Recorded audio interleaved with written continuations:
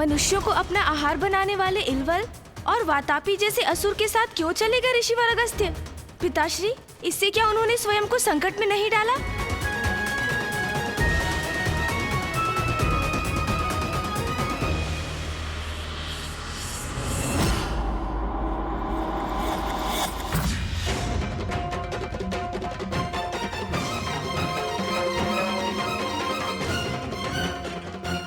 मेरा निमंत्रण स्वीकार करने के लिए आपको कोटि कोटि धन्यवाद ऋषिवर। आप दोनों का निमंत्रण अस्वीकार कैसे करता मैं? आपकी दानवीरता की प्रसिद्धि तो दूर दूर तक फैली है। बहुत ध्यान रखते हैं आप यहाँ आने वाले ऋषियों और यात्रियों का। प्रतापी, जीवित होकर बाहर निकलो।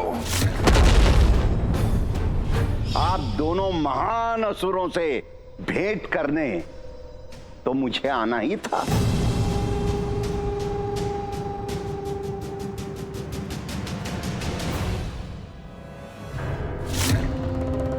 मात्र रुद्राक्ष की माला है इसके कंठ में, स्वर्ण की बाली तक नहीं है इसके कानों में।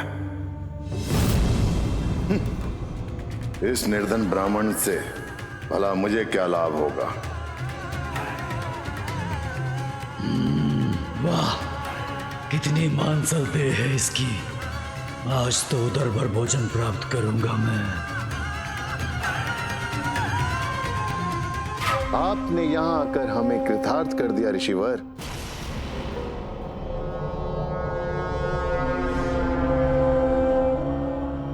अरे कहां चल दिया ऋषिवर? मेरा अर्थ है ऋषिवर, आप अचानक उठकर ऐसे कहां जा रहे हैं? अभी अभी तो आप आए ही हैं। हमारे साथ भोजन करने के बाद ही जाइएगा। नहीं नहीं नहीं, उसकी कोई आवश्यकता नहीं है। मैं तो केवल आप दोनों से भेंट करना चाहता था। जैसे आपको उचित लगे ऋषिवर। अरे ये भैया क्या कर रहे हैं? ये ऋषि तो जाने भी लगे। ऐसा भोजन कैसे जा सकता है?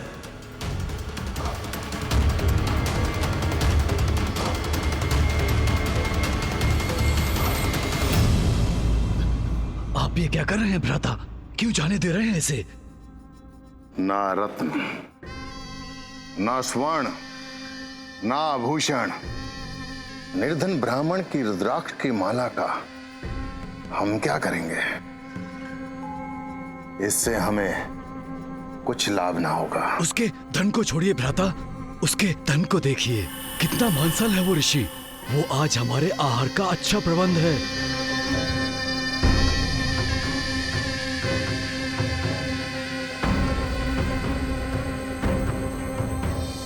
उचित कह रहा है भ्राता बतापी। इसका भोजन करने में तो आनंद ही आनंद आएगा। आज तुम्हारे प्रत्येक विचार का एक ही परिणाम होगा असुरों। अगस्त्य ऋषि, ये तुमने नहीं, तुम्हारे पाप कर्मों के परिणाम ने पुकारा है मुझे।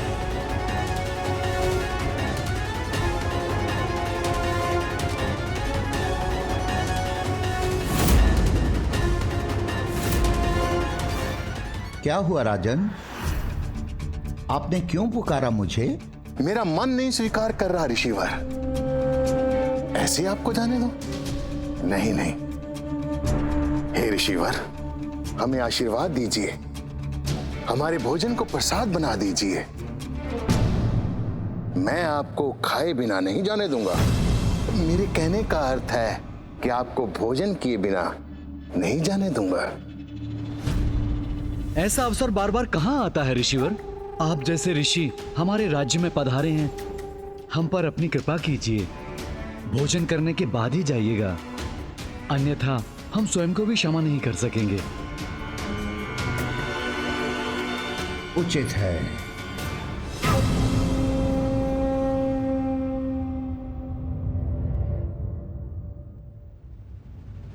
भ्राता बतापी, ऋषिवर के लिए विशेष व्यंजन का क्या प्रबंध किया? भ्राता मैं अभी देख कर आता हूँ। ऋषिवर, हमारे विशेष व्यंजन को मैं स्वयं तैयार करवा कर आता हूँ।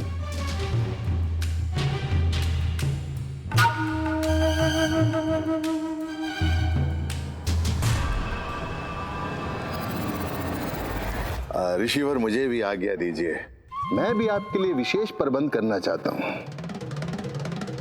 आपका व्यंजन श्रेष्ठतम होना चाहिए। आप मेरी चिंता ना करें, मेरे लिए इतना भोजन पर्याप्त है। चिंता कहां ऋषिवर, इसमें तो आनंद ही आनंद है। अब मुझे आज्ञा दीजिए।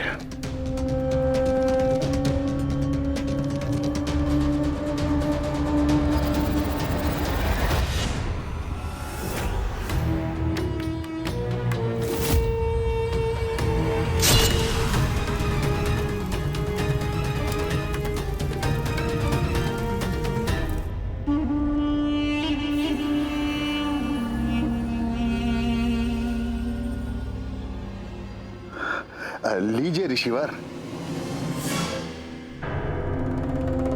हमारा विशेष व्यंजन ग्रहण करके हमें कृतार्थ कीजिए। आप आनंदित होंगे तो हम आनंदित होंगे।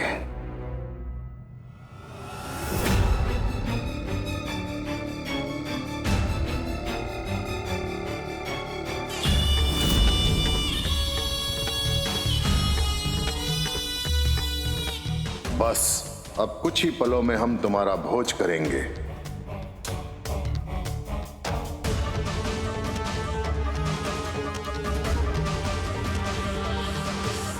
मूर्ख ऋषि, अब समय आ गया है मेरे भ्राता के बाहर आने का। तत्पश्चात फिर तुम हमारा भोजन बनोगे।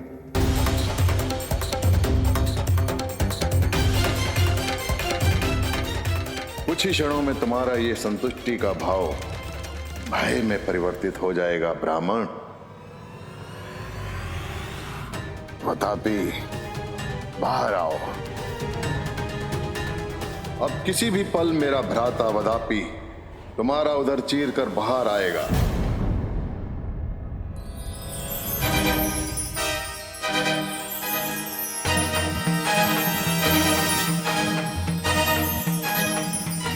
जीर्णम जीर्णम जीर्णम वातापी जीर्णम।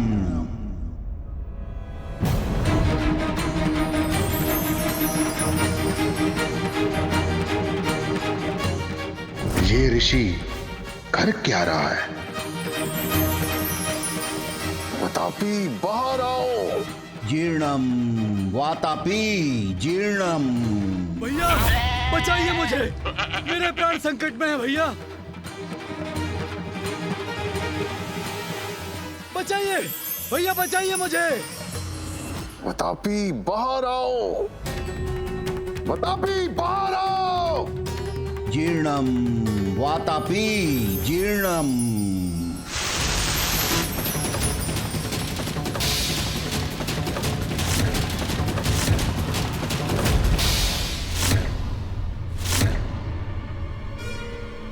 तुम्हारे भ्राता वातापी अब कभी बाहर नहीं निकलेंगे, क्योंकि मैं उन्हें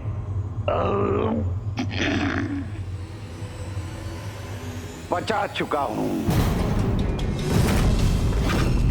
नहीं, ऐसा नहीं हो सकता। वतापी, बाहर आओ। वतापी,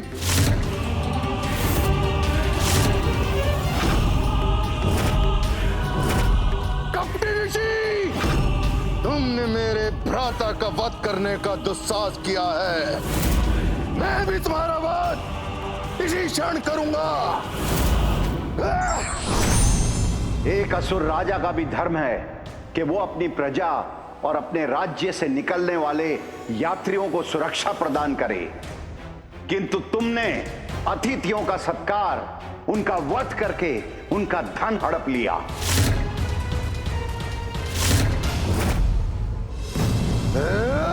मैं तुम्हें शाप देता हूं, जिस प्रकार अनेकों ऋषियों को अपना भोजन बनाकर तुमने उनका अंत किया, उसी प्रकार तुम्हारा शरीर भी भस्म हो जाए।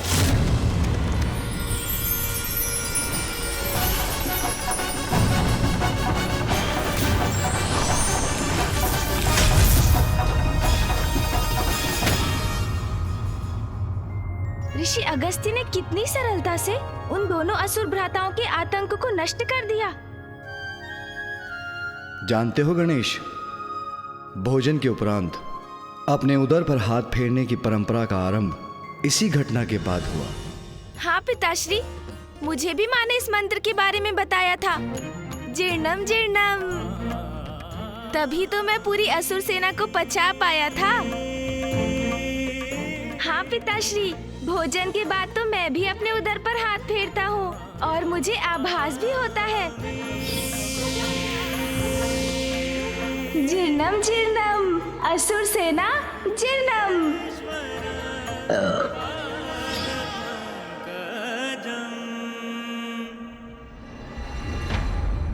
तुम्हें भोजन इतना प्रिय है गणेश कि स्वादिष्ट भोजन देखकर तो तुम्हारी भूख कभी भी जागृत हो सकती है। भोजन ना करने का प्रण तुम्हारे लिए कितना दुष्कर है, मैं समझ सकती हूँ।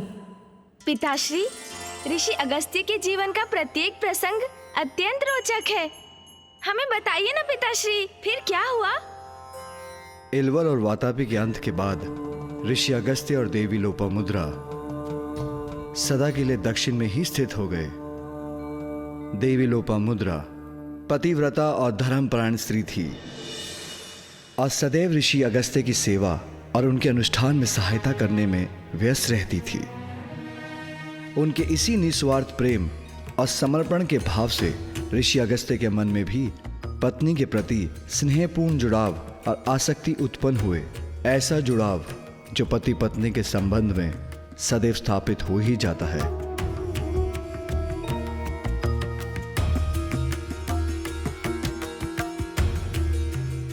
ऋषि अगस्त्य जो अन्यथा सभी से विरक्त थे, वो भी अपनी पत्नी के प्रति आसक्त होने लगे।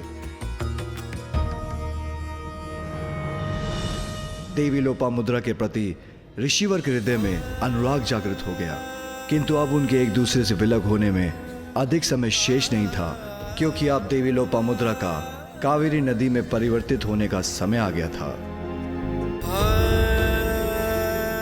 स्वामी, आपके इस स्नेह स्पर्श ने मुझे कृतार्थ कर दिया। तुम्हारा साथ पाकर तो मैं कृतार्थ हुआ हूं लोपामुद्रा।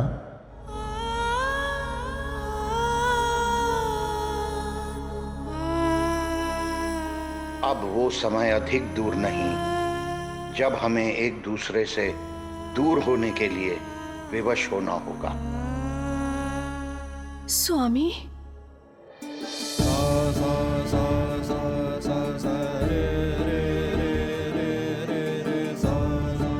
नियति का भान है मुझे, वो समय निकट है जब तुम्हें नदी में परिवर्तित होकर मुझसे दूर जाना होगा।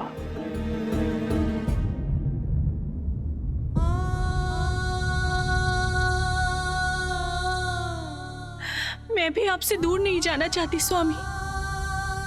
प्रतिदिन इसी आशंका में घुलती रहती हूँ कि कब वो समय आएगा जब नियति को टालना असंभव हो जाएगा।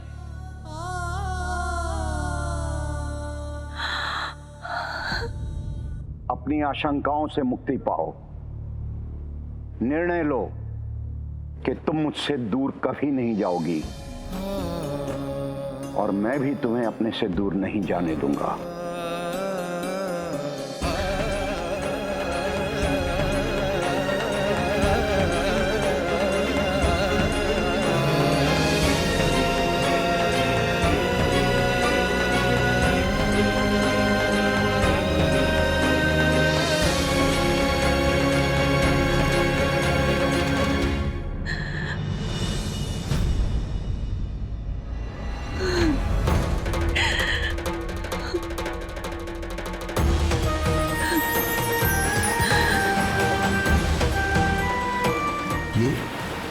ये क्या हो रहा है? स्वामी, स्वामी रोक लीजिए मुझे। मैं जा रही हूँ स्वामी। स्वामी, मैं जा रही हूँ। नहीं, नहीं प्रिय, नहीं प्रिय। स्वामी मुझे रोक लीजिए। स्वामी मैं विवश हूँ, जा रही हूँ मैं।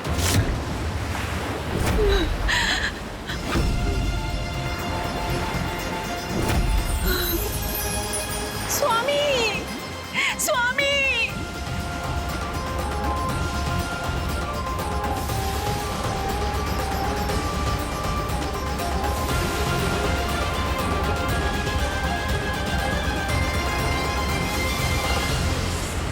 पिताश्री, माता जब नदी बन गई तो वो बही क्यों नहीं? वो ऋषिवर के कमंडल में कैसे आ गई?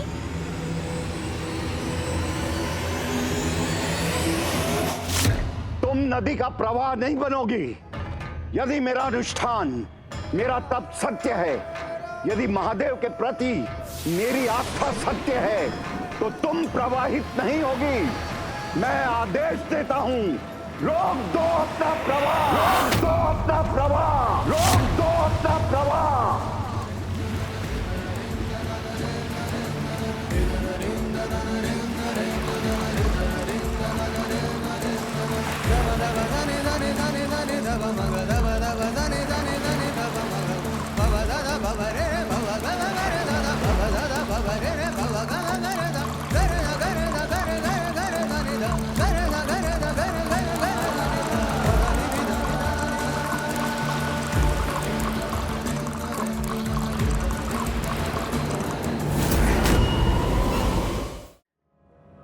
लोपामुद्रा प्रिय, मुझे छोड़कर तुम्हें कहीं नहीं जाने दूंगा। मैं सदा अपने साथ रखूंगा तुम्हें।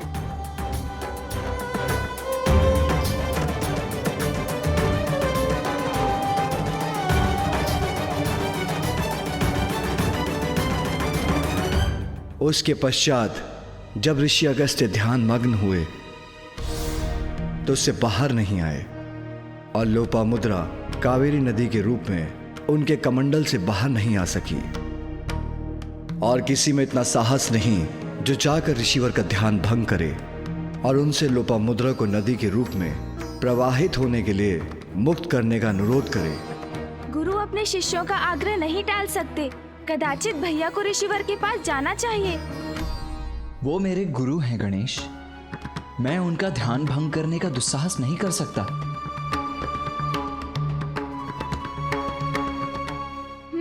उचित है, फिर मैं जाऊंगा ऋषि अगस्त्य के निकट।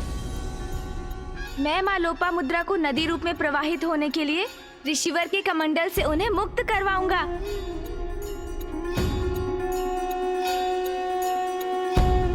मुझे आज्ञा दीजिए पिताश्री कि मैं ऋषि अगस्त्य के पास जाकर उनके कमंडल से माँ लोपामुद्रा को नदी रूप में प्रवाहित करने का प्रयास करूं। प्रभु, क्या ये उचित है? अभी भ्राता नारायण, पुत्र कार्तिकेय, ब्रह्मदेव, इंद्रदेव और स्वयं आप भी ऋषि अगस्त्य की अपार शक्ति का वर्णन कर रहे थे। कोई उनके तप को भंग कर उनके क्रोध को जागृत करने का इच्छुक नहीं, तो फिर गणेश उनके क्रोध से सुरक्षित कैसे रहेगा ना? माँ, ऋषि अगस्त्य ने अपनी पत्नी के मोह में उनको खोने की आशंका में ऐसा किया है। जब पिताश्री ने आपको माता सती के रूप में खोया था, तब उनकी क्या अवस्था हुई थी? आपको स्मरण है ना माँ?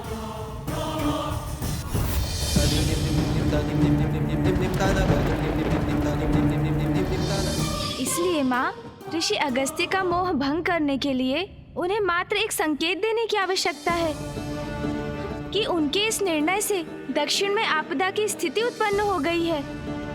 ऋषिवर से अधिक ये कौन समझ सकता है कि व्यक्तिगत स्वार्थ जन कल्याण से ऊपर नहीं। किंतु पुत्र, उनका क्रोध, कहीं उससे तुम्हें कोई हानि ना पहुंचे। माँ, आप निश्चिंत रहिए, मैं उनके क्रोध को जागृत नहीं करूँगा। मात्र इतना आभास कराऊंगा उन्हें कि माँ लोपामुद्रा का उनके कमंडल से मुक्त होना आवश्यक है। स्मरण कराऊंगा उन्हें कि कावेरी नदी बनकर दक्षिण की भूमि को तृप्त करना ही माता की नियति, उनके जीवन का उद्देश्य है।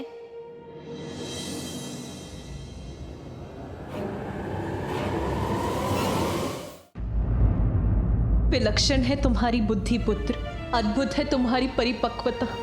तुम अवश्य सफल होगे। किंतु पुत्र, माँ हूं मैं, 2 पुत्रों की माँ, इसीलिए मेरा विचलित होना तो स्वाभाविक है। किंतु तुम निसंकोच जाओ पुत्र, तुम्हें तुम्हारे उद्देश्य में सफलता अवश्य प्राप्त हो।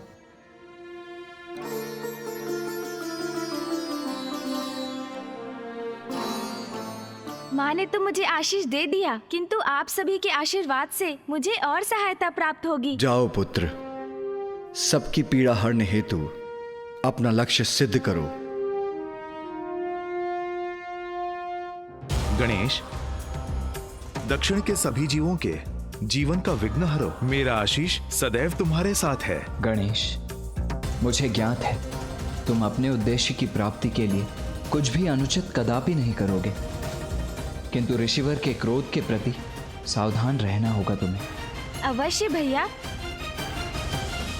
माँ और संतान का बंधन भी विचित्र है। माँ संतान की चिंता करती है और उसे कठिनाइयों से संघर्ष करने का विश्वास और साहस भी देती है। मेरा पुत्र अवश्य सफल होगा। सफल होकर ही लौटूंगा मैं। सभी को चिंता मुक्त कर दक्षिण का संकट दूर करूंगा।